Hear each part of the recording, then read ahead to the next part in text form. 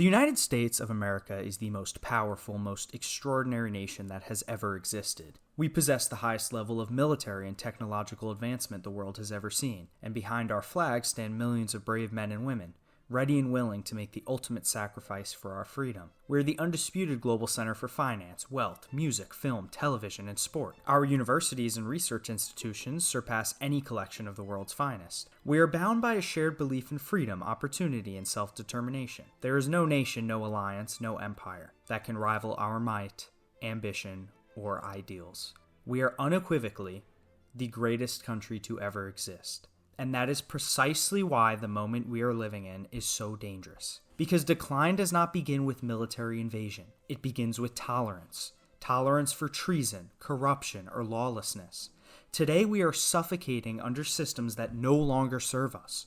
We were lied to, told that large-scale immigration would make us stronger, that our money is being sent overseas in order to secure freedom, that our laws are invalid and should not be enforced, that our children should be indoctrinated in schools, that the job market is just in a downturn, that our inability to afford a home is normal. We were lied to.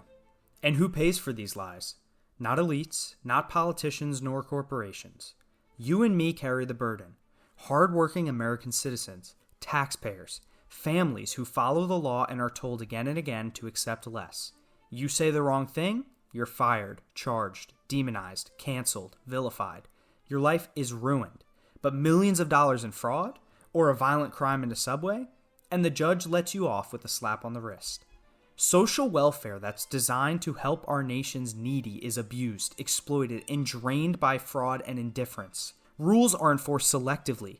Illegal aliens are living in government-sponsored housing, while homeless veterans rot in the streets. Criminals are treated better than law-abiding citizens. And again, who pays? The people who work. The people who obey the law, the people who ask for nothing more than fairness. The American people, hardworking, God-fearing, and law-abiding. We are angry, we are resentful, and we are aware. We are at a crossroads. Our current path leads to permanent dysfunction, a carefully calculated decline disguised as progress. You might even notice it now. The family-owned shop goes out of business. A man loses his job to imported cheap labor.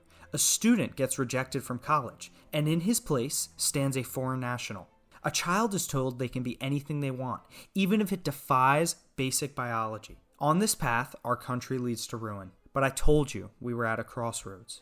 We can take that forsaken path, or we can circumvent it. How can you save a country in decay? It begins with enforcing the law completely, regardless of how rich or what political office the criminal holds. We need to remove and prosecute dangerous judges who give violent criminals light sentences. We need to end the flow of immigrants into our country indefinitely. We need to investigate and prosecute fraud. We need to restore order as a moral obligation. We need to build a society where you feel safe walking alone at night, where we can say what we want, free from retribution, where criminals are in jail, not in our communities, where veterans are taken care of instead of neglected, where young families actually have a future where an end goal is feasible and not some pipe dream. The same system which has enabled all of these terrible things I talked about can enable great things too. Because America was designed for correction. Our founding documents do not chain us to failure. They give us mechanisms to confront it. Remember, no other nation trusted its people as much as the American experiment. We have reformed before. We have enforced before. And we have restored before, without surrendering liberty. I've watched people lose faith in this system. I felt it myself.